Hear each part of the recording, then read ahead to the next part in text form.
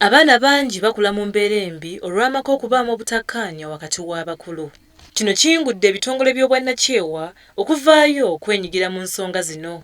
Ekitongole kya Center for Domestic Violence Prevention oba kiyite CEDOVIP kitegese omusomo okulaba butya bwe bayinza okuyamba okutereeza embeera y'abafumbo mu bitundu ebitali bimu.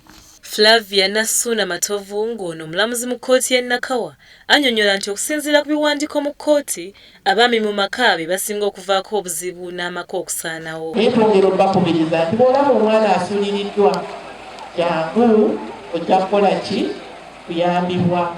Omukyala ng'olina obuzibu jangu ku kkooti, waliwo ebitongole bingi, probation officer ali wano, offices nyingi zisobola okukola ki okubayamba. Ye nno Kataolwa Deborah asiimye ekikolwa kya bano ng'era eno enkola ennungi egenda kuyambako okumalawo obutakkaanya mu maka. Olwaliro abantu bano tubawadde certificate nga tubalaga eri abantu nti bannaffe bano wadde babadde babawagira babadde babayamba naye certificate ye kabonero akalaga nti beeyongedde ate okuguka mu kuziyiza obutabanguko bw'omu maka. Abakyala okulowooza nti omwami yateekwa okukola kino kugamba tukisomeseza abantu nti bonna abavunaanyizibwa kintu okuba kulabirira abaana ffenna tuvunaanyizibwa ng'ab'amaka awamu.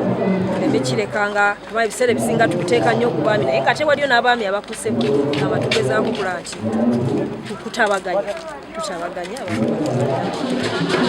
Emisomo nga gino gisuubirwa okukola ekinene ennyo okuyamba bassemaka okuggumiza enkolagana zaabwe n'abakyala ko n'okuyamba abaana okukula mu ngeri eyeesiimisa.